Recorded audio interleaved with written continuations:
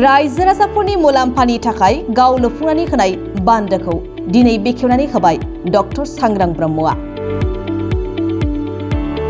चिरां जिल्ला खुंग्रिं ओनसोलनि दर-जिस्नि गामिनि गं 800निबो बांसिन नखरफोरनि आबाद फोथाराव दै लांनो एबा दै जगायनो थाखाय डक्टर सांग्रां ब्रह्मआ बावैसो सान सिगां आबादारिफोरनि थाखाय बान्दो लुफुंना होदोंमोन। बे बान्दोखौ दिनै गावनि आखाइजोंनो बेखेवनानै होयो मिरु इउपिपिएल लाइमोन गांखंनि गाहाय नेहाथारि डक्टर सांग्रां ब्रह्मआ। दर-जिस्नि गामिनि रायजो राजाफ्रा डक्टर सांग्रां ब्रह्मनिफ्राय अननाय मोननायखौ जोबोद गोजोननाय फोरमायनानै उननि समाव डक्टर सांग्रां ब्रह्मखौ हेफाजाब होलांगोननि खोथा होयो। मानगोनां इउपिपिएलनि प्रेसिडेन्ट आरो बिटिसिनि चिफ प्रमद बर' सारा जोंनि इउपिपिएलनि गासैबो कर्मि बा मावथिफारिया बिथांमोनखौ बयखौबो अर्डार होदों कि गासैबो जेनाखि नोगोरारि बा रायजो राजा बिथांमोननि नांगौ समाव, बिथांमोननि खैफोदनि समाव, बिथांमोननि गोनांथि समाव बिथांमोनजों गसंथानानै खामानि मावनो थाखाय दा बिनि थाखायनो नैबे फाथालसानानि जेनाखि बान्दो, बे फाथालसानानि बान्दोनि थाखाय जोंहा खुंग्रिं ओनसोलनि गासैबो गामिफ्रा माइ गायनानै बा आबाद खालामनानै थांनानै थायो। दा बिनि थाखायनो नैबे बान्दोखौ जोङो नोजोर होनानै फाथालसाना बान्दोनि जेनाखि कमिटि बिथांमोननो गोनांथि जानायलाय नैबे बान्दोखौ जोङो जयैनो बानायनानै होदों आरो बिनि थाखाय दा खुंग्रिं ओनसोलनि गोबांथार गामियानो गोसो खुसियै जेबो जेंना जेंगोना गैयालासेनो गायनो हासिगोन। बेनि आन्दोआवनो सार मोनसे प्रश्न ओंखारो ससियेल मिडियायाव सारखौ बिसायख'थि गेलेगोन टिकेट लुबैदों होनना मोनसे आराव जायो। मा सार बेयो आसलथे? टिकेट बा बिसायख'थिनि खोथाखौ जों बुंनो हाया। बियो जाहैबाय कमप्लिटलि हाइकमान्डनिसो खोथा।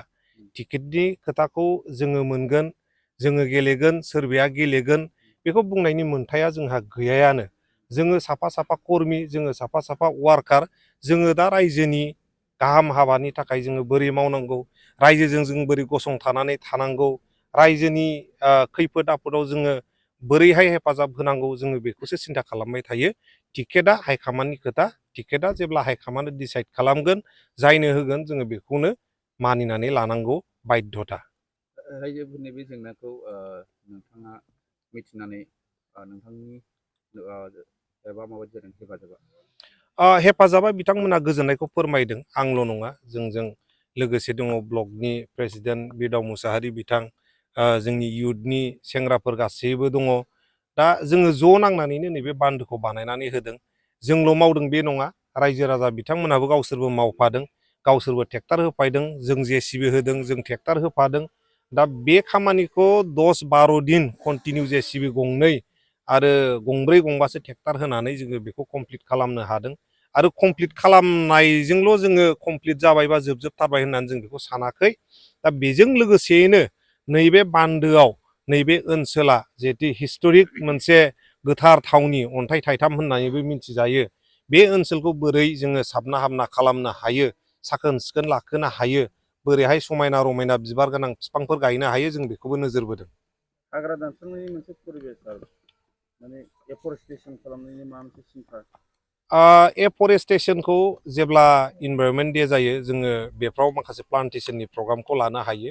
बियो डिपार्टमेन्टेलनि कमप्लिटलि कनसार्न आरो बेखौ बिनि सायाव आङो गोबांथार बाथ्रा बुंनो सानाखै।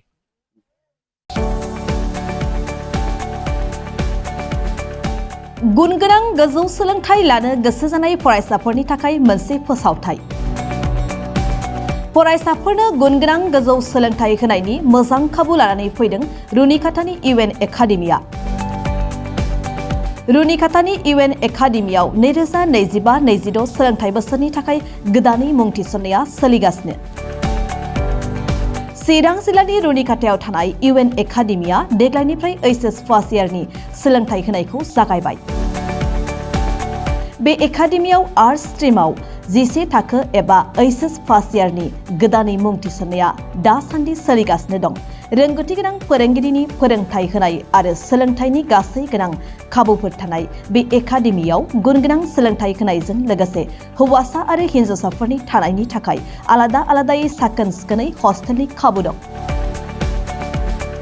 गोसो गोनां फरायसाफोरा रुनिकाटानि इउएन एकाडेमियाव जिसे थाखोनि थाखाय मुं थिसनोब्ला दानिफ्रायनो मुं थिसनलाय बिलाइखौ लानानै मुं थिसननो हासिगोन आरो बे एकाडेमियाव मुं थिसननायनि बागै आबुं बाथ्राखौ मिन्थिनोब्ला 9706177397 नङाब्ला 9101444619 मबाइल नम्बराव थोंजों फोनांजाब खालामनो हागोन।